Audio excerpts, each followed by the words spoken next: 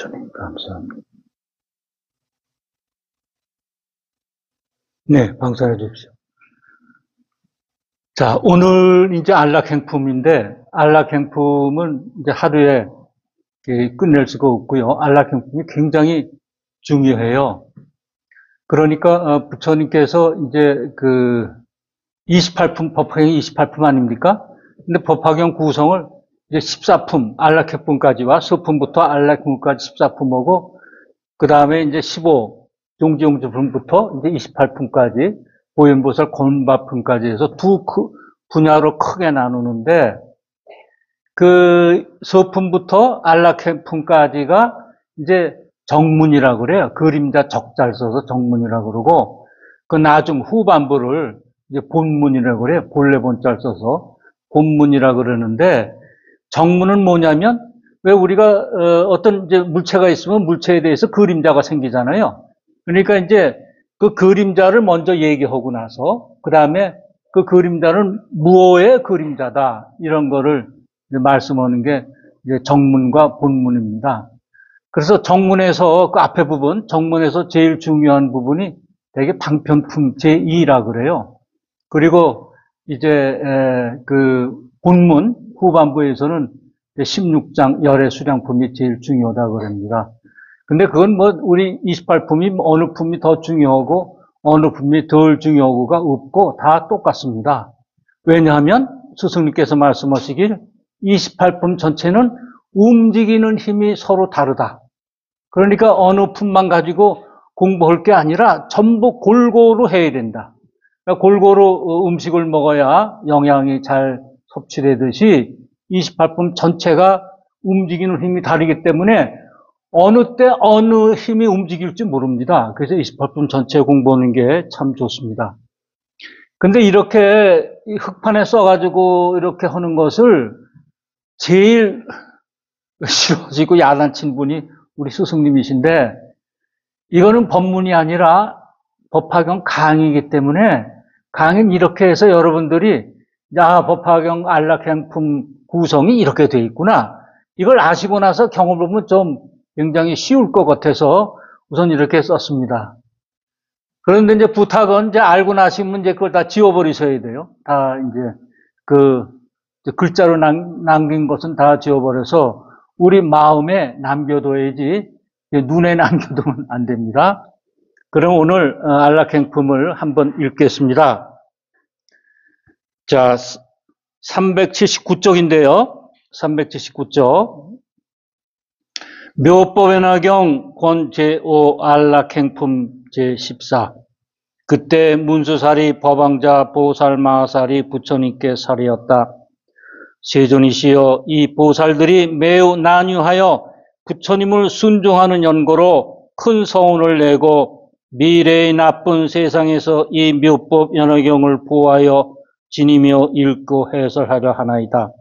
세존이시여, 보살마살이 미래의 나쁜 세상에서 어떻게 하면 이 경을 해설할 수 있겠나이까? 부처님이 문수사리에게 말씀하였다. 만일 보살마살이 미래의 나쁜 세상에서 이 경을 연설하려면 네 가지 법에 편안히 머물러야 하느니라. 하나는 보살의 행할 곳과 친근할 곳에 편안히 머물러야 중생에게 이 경을 연설할 수 있느니라. 문수사리여, 무엇을 보살마살의 행할 곳이라 하느냐? 만일 보살마살이 욕됨을 참는 자리에 머물러 있으면서 부드럽고 화평하고 착하고 순종하면서도 불쑥하게 포악하지 않고 마음에 놀래지도 않아야 하고 또 법에 대하여 행한다는 것이 없이 모든 법의 실상과 같이 관찰하며 행함도 없고 분별하지도 않아야 하나니 이것을 보살마살의 행할 곳이라 하느니라. 무엇을 보살마살에 친근할 곳이라 하느냐? 보살마살은 국왕이나 왕자나 대신이나 관원들을 친근하지 말아야 하며 또 모든 외도인 범지나 니건자들과 세속의 문피를 일삼는 이와 외도의 서적을 찬탄하는 이와 로가야타와 로가야타를 거슬리는 이를 친근하지 말고 또 흉악한 장난과 서로 때리고 씨름하는 일과 나라연등의 가지가지 장난꾼을 친근하지 말고 또 전달아와 도야지, 양, 닭, 개를 키우는 이와 사냥하고 고기 잡는 나쁜 짓 하는 이들을 친근하지 말아야 하느니라. 이런 사람들이 만일 오거든 그들에게 법을 말하여 줄 뿐 희망하는 일이 없어야 하느니라. 또 성문성을 구하는 비구, 비구니, 우바세, 우바이들을 친근하지도 말고 무난하지도 말아야 하며 방 안에서나 거닐 때나 강당에서 함께 있지도 말고 혹시 찾아오더라도 적당하게 법을 말하여 줄 뿐 바라는 일이 없어야 하느니라. 문수살이요 또 보살 마살이 여인의 몸에 대하여 욕망을 낼 만한 모양으로 법을 말하지 말고 보기를 좋아하지도 말고 만일 남의 집에 들어가더라도 소녀, 처녀, 과녀들과 더불어 함께 말하지 말아야 하느니라. 또 5가지 산이 아닌 사람을 가까이 하거나 친구를 삼지 말아야 하며 혼자서 다른 이의 집에 들어가지 말고 만일 볼 일이 있어서 혼자 들어가게 될 적에는 오직 일심으로 염불하여 하느니라. 여인에게 법을 말하게 되거든 이를 드러내어 웃지도 말고 가슴을 드러내지도 말고 법을 위해서라도 친하지 말아야 하거든 하물며 다른 일일까 보냐. 나이 어린 제자나 삼이나 어린애 가꾸기를 좋아하지 말고 그들과 한 스님을 섬기기를 좋아하지도 말아야 하느니라. 항상 좌선을 좋아하고 한적한 곳에서 마음을 껴잡아 닦아야 하나니 문수살이여 이것을 첫째 친근할 곳이라 하느니라. 예, 여기까지 읽었습니다. 좀 긴데요. 우선 이게 이제 우리가 행처와 친근처 이렇게 나눴어요. 그러니까 행처와 친근처를 이제 이게 우리 법화 안락품은 나눴는데 무슨 말씀이냐면 이제 여기서는 이제 문수살이 법왕자가 등장하잖아요. 문수살이 보살이 등장하는데 왜 문수살이가 이 안락행품에 등장하는가? 이 경은 그 부처님께서와 이제 이게 대화로 이렇게 풀어가잖아요. 저 금강경도 마찬가지죠. 수보리와 질문하고 수보리가 질문하고 부처님이 대답해주고 대화가 된단 말입니다. 이 경도 마찬가지. 이 경은 한 사람이 아니라 이 품마다 다 사람들이 달라요. 여쭤보는 게 부처님께.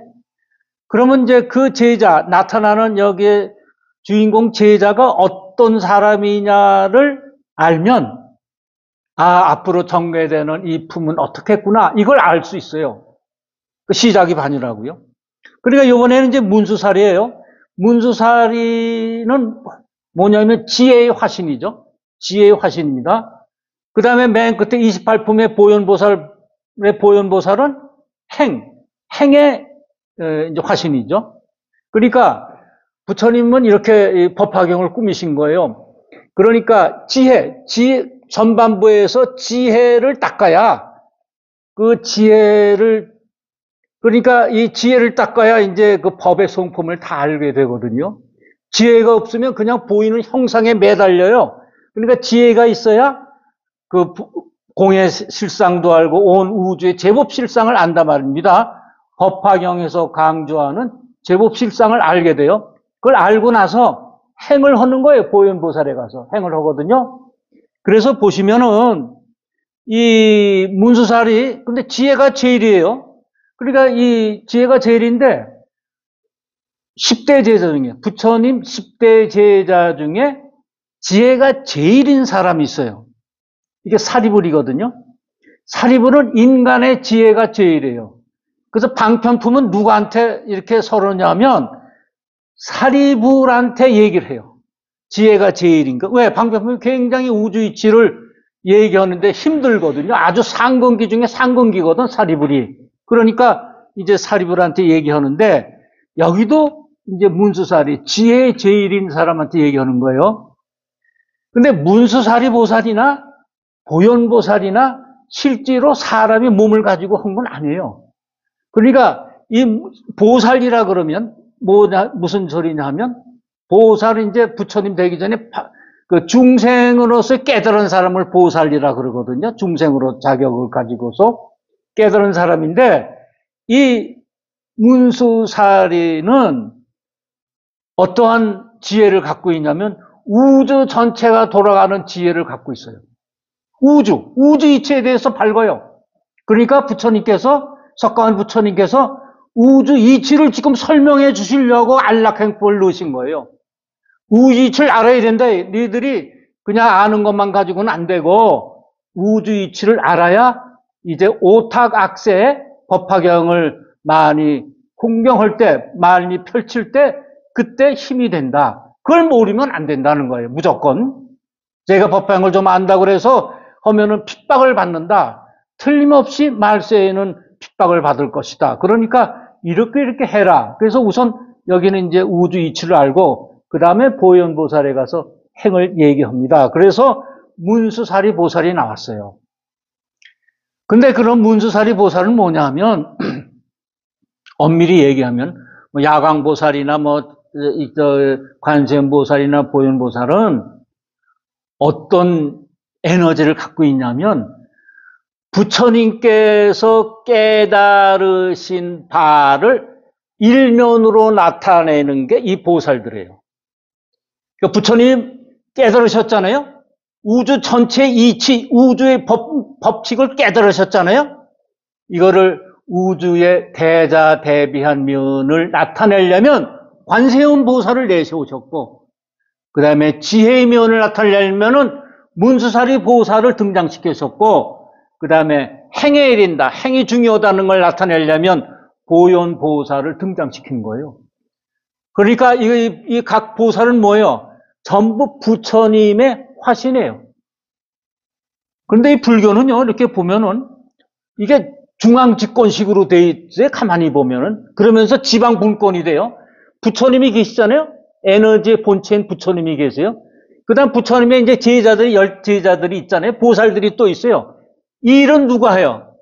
그러니까 대통령이 있고 장관이 있듯이, 여럿이 있듯이 그 장관이 이제 행정 일을 하잖아요. 실제적인 일은. 이 보살들이 실제적인 일을 하는 거예요. 그러니까 우리는 보살과 친하면 부처님과 친해지는 거예요. 그러니까 우리가 그러면 보살과 어떻게 친해지나? 네 안에 보살이 있다. 관세음도 있고 야광도 있고 네 안에 있는데 바깥에서 구하지 말고 너 안에서 찾아라. 이런 게 부처님 말씀이고 그걸 찾으면 너도 부처다. 이런 것이 이제 법화경의 말씀입니다. 그러니까 오늘은 이제 해석경을 이제 읽었는데 이 해석경만 보면 본래 원뜻을 잘 이렇게 흐미하게 합니다. 정확히 모르거든요. 그래서 이번에는 이제 해석경의 뜻을 아셨으니까 위 한문경을 보면서 이제 뜻을 설명하겠습니다. 그 다음에 그러면 이제 한문경 보시면 여기 어후악세 중간에 하나, 둘, 셋, 넷, 다섯, 여섯. 보살, 마살의 미래의 나쁜 세상에서 어떻게 하면 이 경을 연설할 수 있겠나이까 해서 그 어후악세를 얘기해요. 이 어후악세가 이 권지품에 있거든요. 바로 전 13장. 어디에 있느냐면 374쪽을 보세요. 374쪽. 그러니까 이 법화경의 이 구조는 어떻게 되냐면 전품에서 이제 말씀을 하고 나서 그 다음 품에서 잘 설명해 주세요. 이 악세라는 게 그냥 툭 튀어나온 게 아니라 전품에 있어요. 어후 악세라고. 여기 보면은 끝에서 세 번째 줄에 오탁 악세의 비구들 삿된지에 굽은 마음으로 얻지 못한 것 얻었다 하고 교만한 마음 가득히 차고 혹은 아련에 있어 누더기 옷 입고 한가에 앉아 참된 도를 닦으면서 그 쭉 오탁악세에 대한 설명이거든요. 오탁악세. 그러니까 그건 뭐예요? 5가지 흐린 것. 탁은 흐리다는 거거든요. 흐리다. 그러니까 물이 혼탁하다는 이제 그럼 5가지가 뭐냐? 첫째가 겁탁입니다. 겁탁. 세월 겁잘 써서 겁탁이에요. 겁탁. 이게 많이 나오기 때문에 한번 알아두면 좋으세요. 겁탁이에요. 겁탁.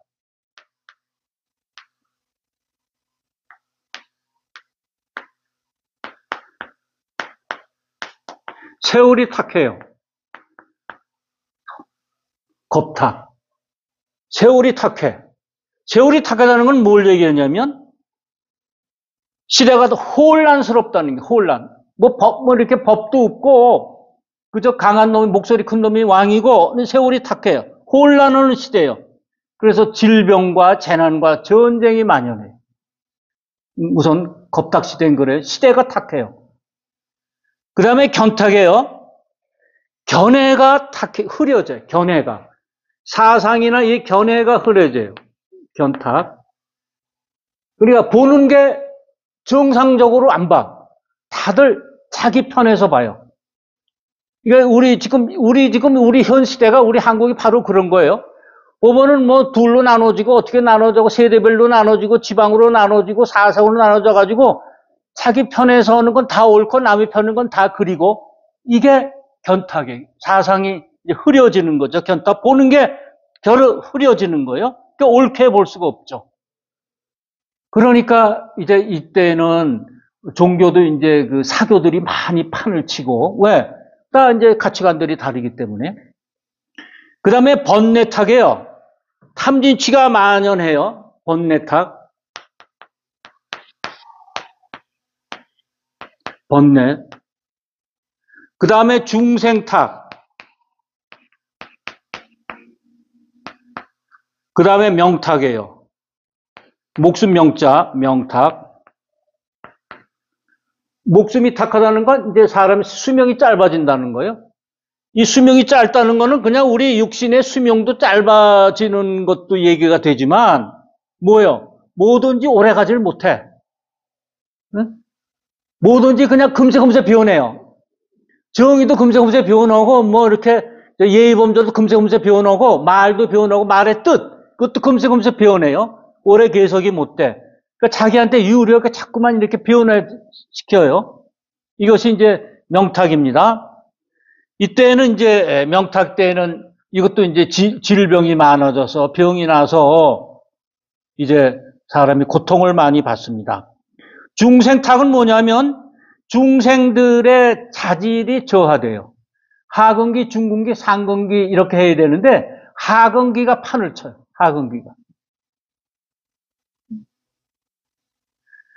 그리고 번뇌탁, 이거 뭐 탐진치, 이건 탐진치 우리가 많이 탐진치요.